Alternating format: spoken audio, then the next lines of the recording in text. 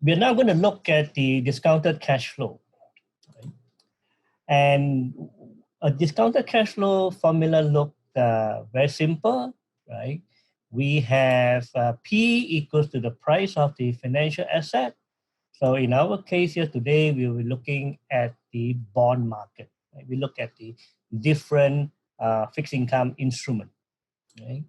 And here we have the cash flow, right, at time t, and t equals to 1 all the way to n. So here we have the price of the financial asset, and we have cash flow 1, cash flow 2, cash flow 3, and so on. Right? And n, it will be the maturity the time period. For example, if you're looking at the 5-year Treasury bond, then we have year 1, year 2, year 3, year 4, and year 5. Okay? Right? And R is the appropriate discount rate. Okay? As you will see in this particular segment, the whole idea is to figure out what is the right discount rate, what is appropriate, right? Because the cash flow is given. The cash flow is given to us, and once the cash flow is given to us, then whatever we decide on R, the discount rate, would change the price of the instrument. Okay? Right. So let's look at a very simple instrument, and this is just a one cash flow, right? A one cash flow, right, divided by 1 plus R, okay? And in this case here, R can be broken down into the risk-free rate, the real rate, plus inflation premium, right? So in this particular case, it's just a one time period, say a 1 year time horizon, and the R, right, the interest rate, the discount rate, can be broken down into two components. Right? So think of it like two Lego blocks. We have the real rates and the inflation premium. When we have this very simple formula, we are just pricing in the Treasury bill market.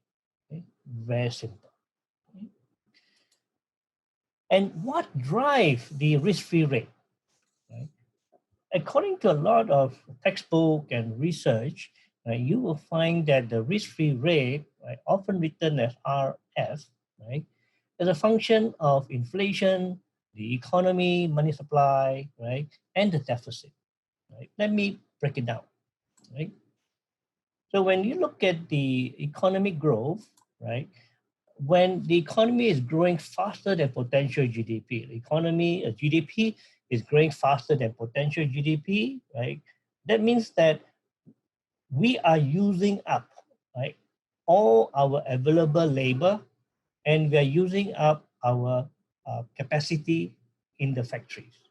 So when GDP is growing faster than potential GDP, right, that means that the economy is too strong. And that is when the risk-free rate would go up. Right? Money supply. Well, when we have a lower money supply, right, typically when the Fed is raising interest rate, they raise the Fed funds rate, we have less money supply. That means there's less supply of loanable funds, right, to the corporation. And when that happens, real rates will go up. Okay? Budget deficit. Okay?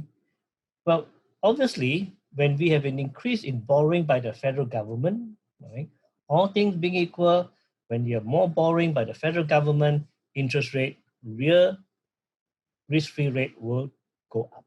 Okay? Right. Now, we started off with two Lego blocks. Now I'm going to add in the third Lego block, right? And you notice that just now we have one time period, right? We look at the Treasury bill for 1 year, 12 months, and now we are adding in the maturity premium, and here we have cash flow 2, cash flow 3, 4, and 5, right? And this MP stands for maturity premium, right? And when we do something like this, we are now able to price in the Treasury note, right? A Treasury note, right? So obviously, it's a little bit more complicated, but the formula remains the same, right? And we are still dealing with the real rate, the inflation premium, and now we're dealing with the maturity premium. What it means is very basic, in the sense that if we are lending money to the federal government by buying government bonds, right, beyond the 1 year period, if you're buying the 3 year or 4 year or 5 year uh, treasury note, as in this case here, then we should expect, right, an additional interest payment. We should expect an additional interest payment, right, to add on, right, this additional maturity premium to add on to the real rates and inflation premium. Okay, so when we add on this extra Lego block, obviously the R would go up. Okay, right.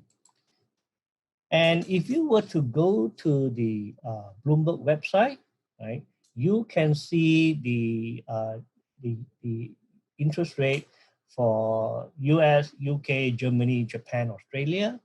And in this case here, I'm just showing you the US market. Right?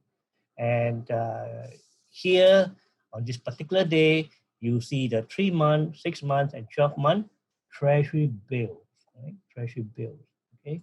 And here we have the 2 year, 5 year, 10 year, 30 year Treasury note and Treasury bond, right?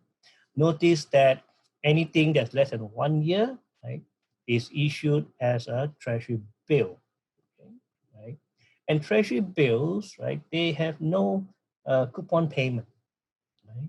Whereas the notes and the bond market, right, they have some coupon payment here, okay, right?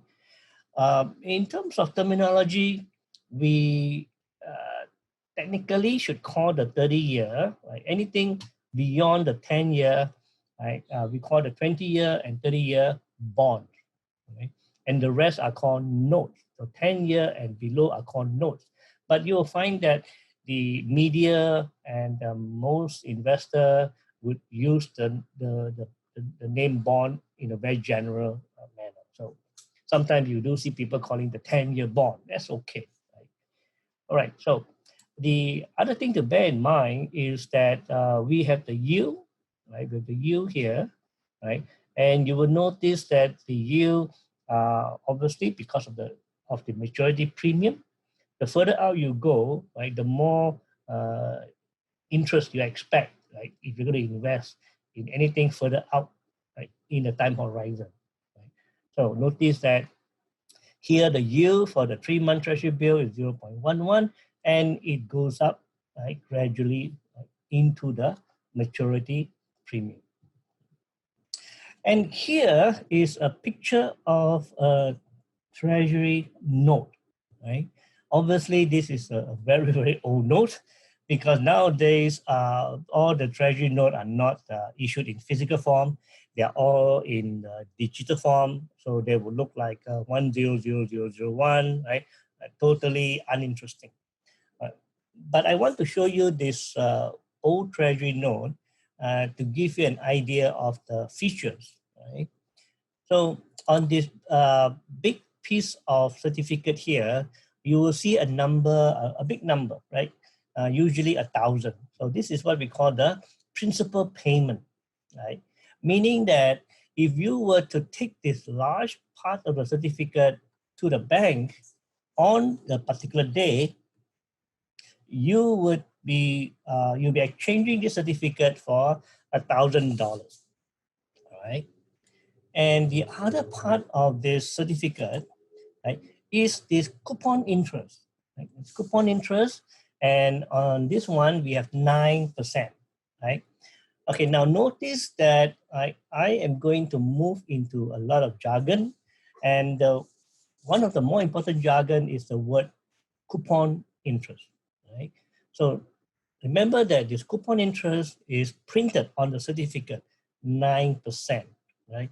That means what? That means it doesn't change, right? Because it's printed, right? It doesn't change, right?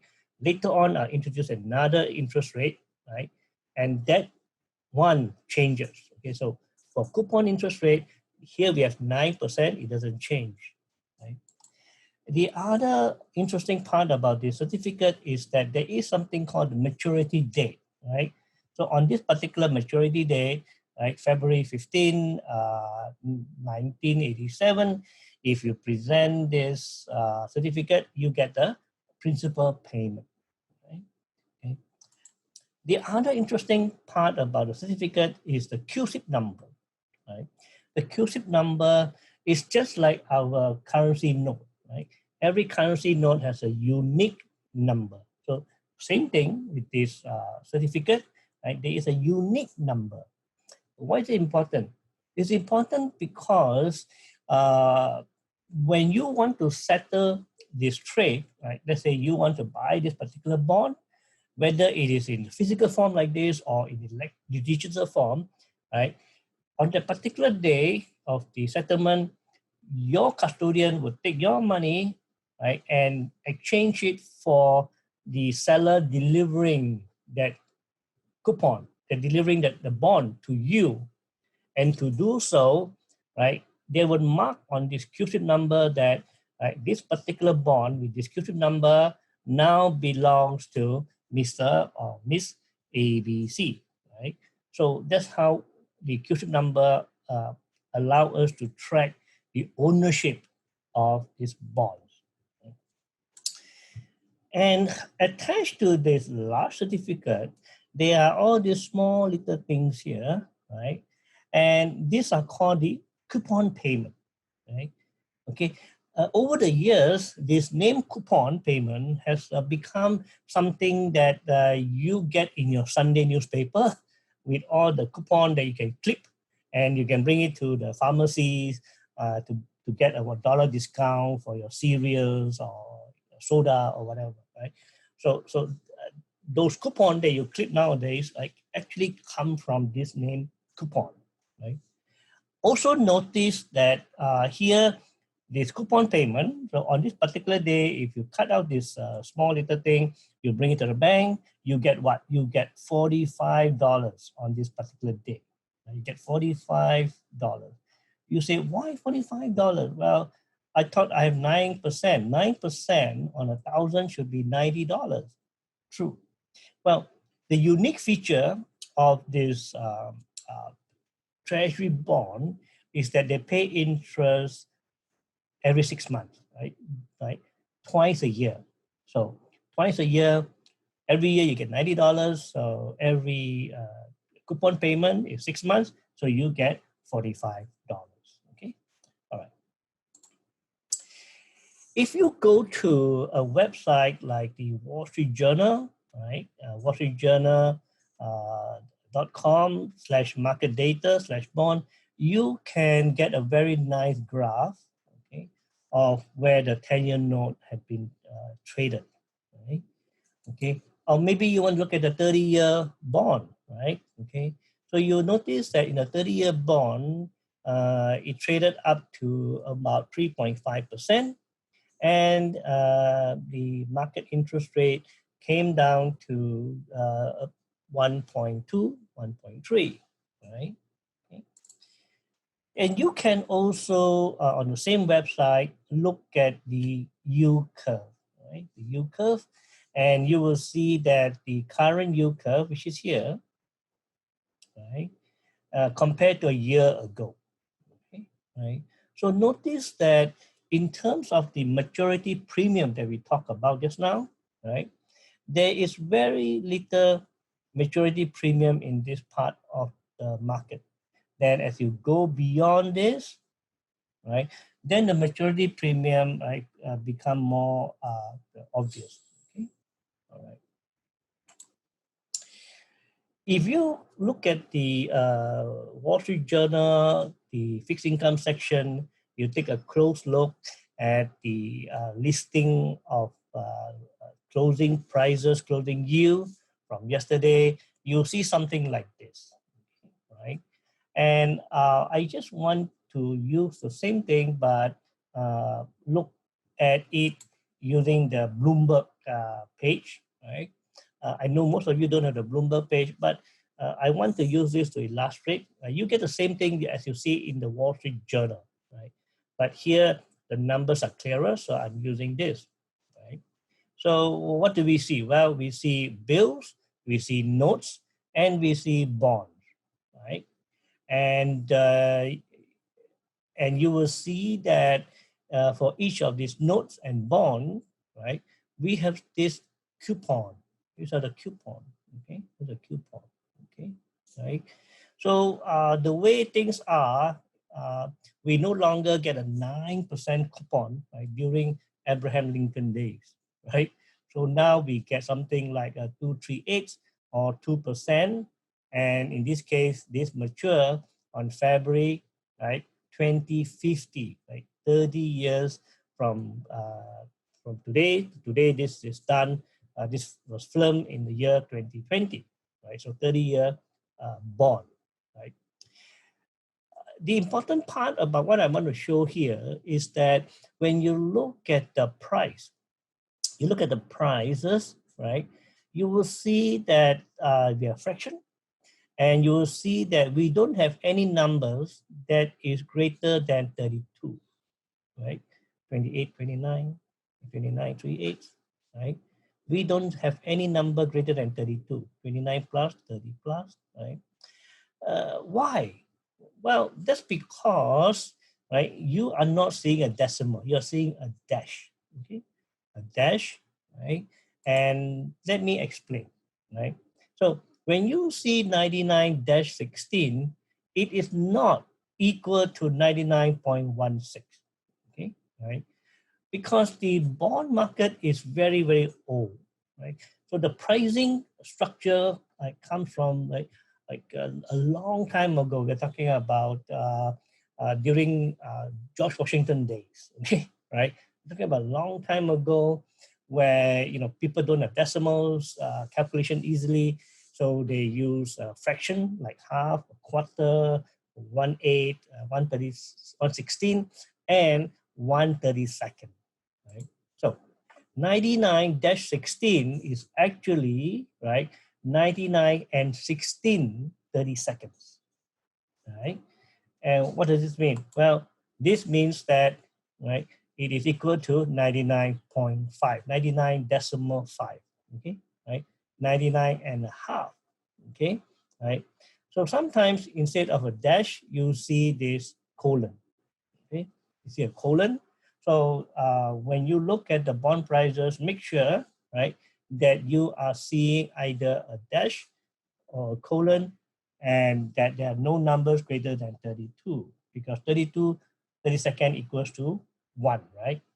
Okay, so so now the word is a little bit more complicated, because some websites have gone into decimal. So some website they use the decimal, okay, right? So just make sure that you understand the difference between the decimal and the dash and the colon. Well, to make it even more interesting, sometimes you see 99:16 plus, right? So we say, what is a plus? Well, a plus, right, is a notation for half of 1/32, right? Which is obviously like 1/64th, right? So 99, like, colon 16 plus is 99 plus 16/32 plus 1/64, right? And that means 99.515625. Okay, all right. So I often tell students that if you plan to work in the fixed income team, right, make sure you don't get fired on the very first day, because, right, because you have to know the difference between the dash and the decimal. Right?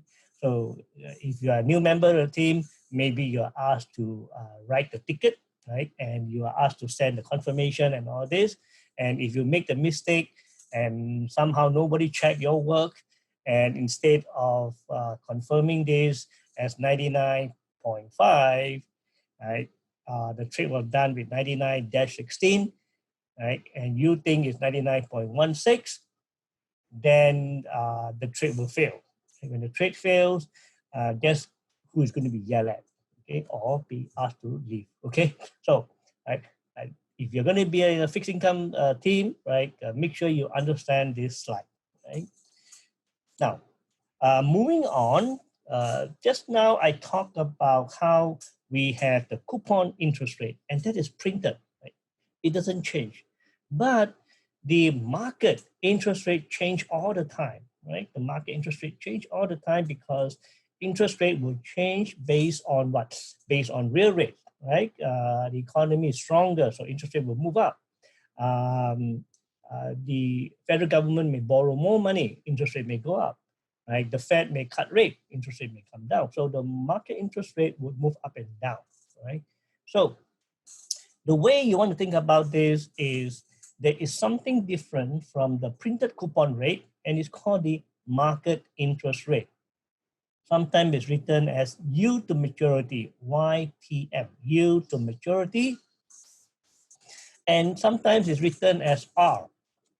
Remember R, our discount rate, okay? Right. So all this fits into our discounted cash flow formula. All right.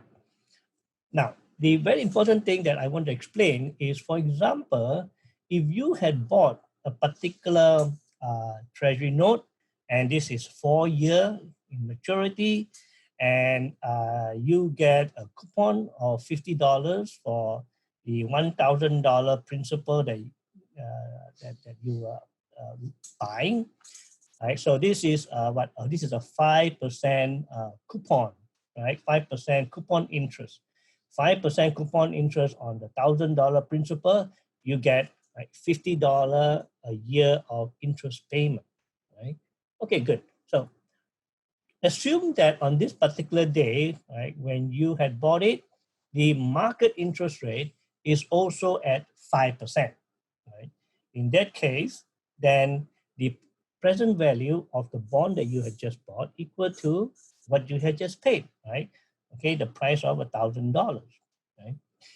Now, suppose after you have bought this and you are quite happy, right? You say, oh, good, I'm going to get $50 interest payment every year, right? Good for you. Now, suppose interest rates start to move up. Interest rates start to move up, right? A month from the time when you bought it, the market interest rate has moved up from 5% to 6%, right? 6%. And for whatever reason, you decided that, you know what, I want to sell the bond that I bought. They give me 5% interest payment. I bought it at 1,000 and I want to sell it, right? You go around and try to sell to people, right? And say, I want to sell at $1,000. People will say, no, I don't want to buy. Why?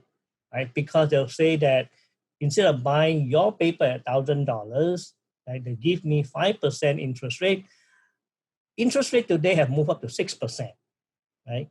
Using the same $1, using the same $1,000, if I buy the new treasury note, I get 6%, right? Which is a lot more than your 5% old treasury note. Well, the good news is that mathematically, we have a way to adjust, right? We have the way to adjust, right? And if the market interest rate had moved up to 6%, then the bond that you had bought at $1,000 mathematically is equal to $965.35, right? Obviously, the higher the market interest rate move, right, in comparison to your 5%, then the less attractive is the bond that you have bought, right? And because as market interest rate move up, right, the buyers can lock in at a higher interest rate than your 5%. So that means that the value of your bond would keep dropping, right? So as you can see here, right, the total present value would drop, right, all the way to $787.39, right?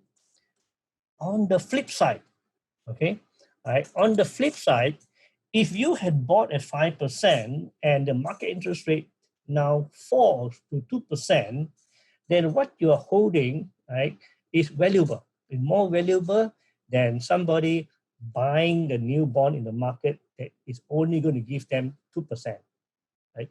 And mathematically, right, the 5% bond that you have, now that the market interest rate is 2%, mathematically it is worth 1,136 and 52 cents. Right? So to summarize, right, when the yield to maturity, this is the market yield, is equal to coupon rate, then the market price is equal to the par value, right, equal to the maturity value, right? And it's usually 100 or 1,000, right? And if the yield to maturity, right, is greater than the coupon rate, right, the market yield to maturity is now higher than the coupon rate, then the market price of the bond, right, will be less than the par value. Okay, and conversely, if the yield to maturity is lower than the coupon rate, right, then the market price will be higher than the par value. Right.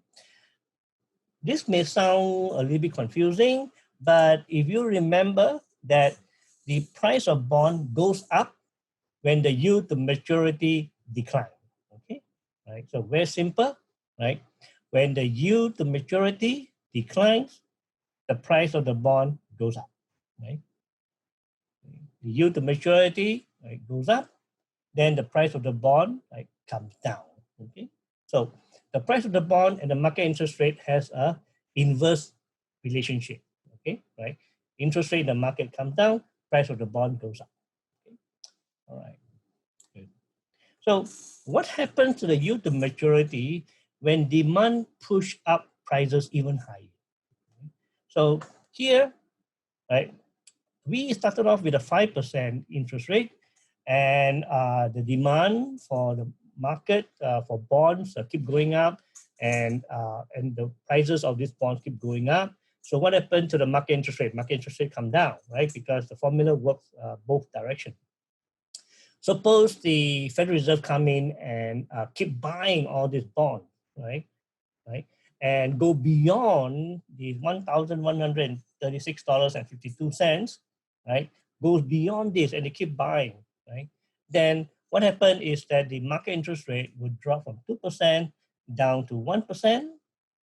And if they keep buying and pushes up prices, then the 1% market interest rate will drop to 0%. And if they still buy even more, then the market interest rate can become negative. Okay, right? Simply because of the discounted cash flow formula. Okay, right? The higher the price, the lower the market interest rate. Right? It's just the same thing as saying the lower the market interest rate, the higher the bond price. All right. Now the other interesting concept here is, suppose we have the same risk-free rate plus inflation premium plus maturity premium, but what we see here, we have all this zero interest payment until the final date, right? Okay. When we have this formula, then we are pricing in something called a zero coupon bond, right? Zero coupon bond, okay, or zero coupon note. Right? So why would anybody buy a zero coupon bond, right? Okay, well, the concept here is that it is no different from looking at a treasury bill. Instead of a 1 year, we look at a note that pay no interest until the final date. Okay, right? Again, why would you do something like this? Who would buy something like this, right? Number one, the pension fund, right? Pension fund is typically a buyer of zero coupon bond because a pension fund has a defined liability, right? To illustrate, suppose a pension fund knows that it has to pay out $100 million 8 years from now, right? They have to pay out $100 million 8 years from now. So if they buy a regular treasury note, knowing that in 8 years from now they get a principal payment, but they also know that if they buy a regular treasury bond, every year they get what? They get this coupon payment, right? So the coupon payment can be 5% or 4%, 3%, but every 6 months they get this small little amount of money that comes in, and it is a distraction, and it also raises something that is called the reinvestment risk, right? So the pension fund with a defined liability, knowing that they only need to fulfill one job, that is, make sure they have $100 million 8 years from now, right? So a zero coupon would be perfect for something like this, right? And mathematically, you notice that when we have no cash flow here, then when you have all this zero, with the same discount rate, the price would be lower. Right? The price be lower. That means that this pension fund is able to buy this zero coupon bond at a lower price than a regular bond that comes with this nonsense, small, little, distracting coupon payment every 6 months. Okay? So that is the number one most common usage. The second one is where if you were to buy from the bank a structured note, right, that would guarantee you a principal amount at the end of 10 years or 15 years with participation in the stock market, right? And having gone through this slide, you can create it yourself without going through the bank, right? Because what the bank would be doing would be to take your money and buy a zero coupon bond, right? That will pay you back the money, right? 15 years from now, right? 15 years from now. And because it is zero coupon, the upfront for this particular 15-year zero, right, would be a lot less than 100. Okay? So the difference is where the bank would use this money to buy a warrant or buy a call option on the stock market, right? And this is how they're able to, number one, guarantee you principal payment 15 years from now, because this particular zero would mature 15 years from now, and because they use the difference to buy the call option on the stock market, they are able to pass on the benefit of any stock market appreciation to you. Okay? Obviously, when they do something like this for you, they have to take their cards, right? And if you can do yourself, so why not do yourself, right? Now I want to add in another Lego block. And this is what? This is the DP, right? Which is the default risk premium. Okay. And when we have the default risk premium, we are now pricing in a corporate bond. Okay. Right. And from this, you can see how using the 4 different Lego blocks, right? You can see the component of the discount rate, right? So the discount rate is made up of these 4 Lego blocks, and each of these Lego block, right, has its own characteristic. Right? You know where and how they are derived. Right? When we look at the corporate bond, it's important to understand there is these 2 broad categories, right? We have the investment grade, right? And we have the non-investment grade, okay? And the important thing here is to understand that the cutoff is at the BBB, right? BBB, right? Or the BAA, right? So you will notice that Moody's, Standard & Poor's, and Fitch, right? They have their methodology, right? And the lowest you can go here would be BBB minus. Right? BBB minus is still investment grade. Okay, anything below BBB minus, and if you have a double B plus, right? A double B plus, that is non-investment grade. Okay. So what are the factors that affect the risk premium? Right. The main factor is the economy. Right. Because the economy, right, we are looking at changes in the economic growth, right? And this impact the firm's cash flow and probability of default, right? So when you have the economy going into a recession, right, what happened to the firm's cash flow? Well, most likely the cash flow will come down because revenue will be coming down because the economy is going into a recession. So when the economy is going into a recession, companies have a weaker cash flow and the probability of default would rise. Changes in credit risk premium over time, right? And you will notice that as we go from 1 year to 3 year to 5 year, right? There is a higher risk of contagion effect, right? Why? Because it will take some time before the investors finally get to look at the accounting data, look at the sales data, the profit data, and so on, right? But the market tends to act in anticipation, right? So if they see that the oil prices have fallen sharply and energy companies are going to be in trouble, right? So they would treat all energy companies as the same, right? They would say that, well, in general, the energy companies' risks are now higher, right? And they're not going to make too much differentiation. So the correlation would increase, right, under this kind of situation. Right? The corporate and treasury bond spread widen when the economy is weaker, right? And this obviously ties back to the economic growth. Okay? And obviously, this also has the contagion effect. Impact of debt maturity on credit risk premium. Well, the longer time to maturity, right, means that there are more time available for the company to default, right?